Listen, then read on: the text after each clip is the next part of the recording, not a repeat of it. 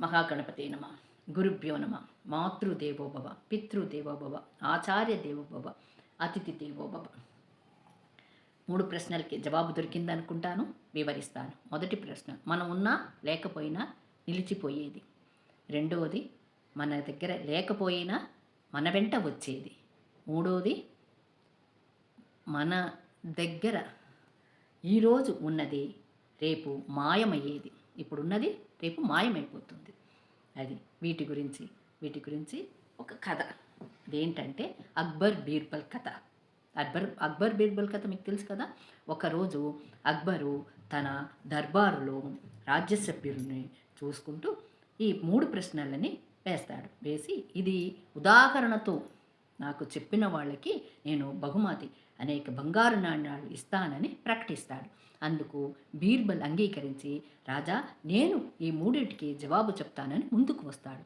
అయితే సరే అంటాడు. మరుసటి రోజు అక్బరు బీర్బల్ ఇద్దరు మారువేషంలో పురవీధులకి తిరుగుతారు. తిరిగినప్పుడు వాళ్ళు వెళుతూ ఉండగా ఒక షావుకారు, ఒక వ్యాపారస్తుడు అక్కడ ఉంటాడు. ఆ వ్యాపార స్థలంలో వెళ్ళి ఆ షావుకారుని, ఓ షావుకారు, మేము ధర్మానికి దానం ఒక మంచి కార్యక్రమానికి మేము డబ్బులు సేకరిస్తున్నాం, ఒక ఉన్నతమైన కార్యక్రమం కోసం డబ్బులు సేకరిస్తున్నాము, నువ్వు ఇవ్వగలవా అడుగుతాడు. అప్పుడు ఆ వ్యాపారి, ఆ షావుకారు ఇవ్వడానికి అంగీకరిస్తాడు. కానీ ఒక షరతు, నీ దగ్గర మేము డబ్బు పుచ్చుకోవాలంటే నువ్వు ఒక కొరడా దెబ్బ తినాల్సి ఉంటుంది అంటాడు. దానికి ఆ వ్యాపారి అంగీకరిస్తాడు. అలాగే నేను మంచి పని కోసము దెబ్బలకి సిద్ధము అంటాడు. అయితే రేపు వచ్చి తీసుకుంటామని ముందుకు పెడతారు. అప్పుడు బీర్బల్ అంటాడు, ఇదిగో అతని దయగుణమే మొదటి ప్రశ్నకి జవాబు కదా. ఇంకా దయగుణం ఉంటే ఈరోజు మనమున్నా లేకపోయినా మనతో కీర్తింపబడతాము, అది నిలిచిపోతుంది. రెండో ప్రశ్నకి జవాబు. ఇలా ముందుకు వెళుతుంటే ఒక భిక్షగాడు, తన పళ్ళ నిండా ఆహారం ఉంటుంది. వీళ్ళిద్దరూ వెళ్ళి ఆహారాన్ని భిక్షం అడుగుతాడు.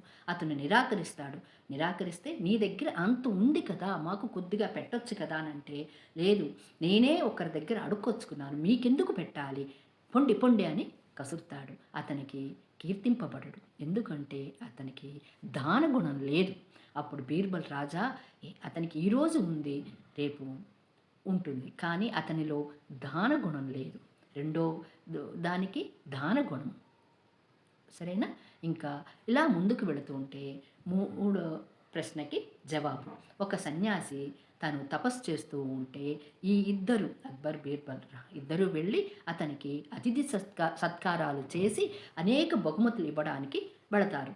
దానికి అతను తిరస్కరిస్తాడు.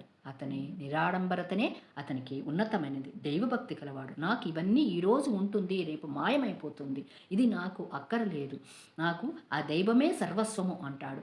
అప్పుడు రాజు అక్బర్ అంటాడు, ఇది 3వ ప్రశ్నకి జవాబు అనుకుంటాను బీర్బల్ అంటాడు. అవును రాజా, ఇది 3వ ప్రశ్నకి జవాబు.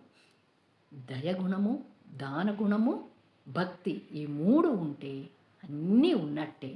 రాజా అక్బర్ని బీర్బల్ అంటాడు, రాజా మీకు దయగుణం, దానగుణం, భక్తి ఈ 3 ఉన్నది కాబట్టి ఇంతలా మీరు వెలుగొందుతున్నారు అని అతన్ని పొగుడుతాడనమాట. ఇలా మనం కూడా ఈ 3టిని ఉండాలి. దానగుణము, దయగుణము, దైవభక్తి అన్నీ ఉంటే ఎంతో ఉన్నతంగా ఉంటాను. ఈ కథ నచ్చిందనుకుంటాను. కామెంట్ ద్వారా తెలుపగలరు. ఉంటాను. ఈ మీనా, మీ మీనా. నమస్కారం.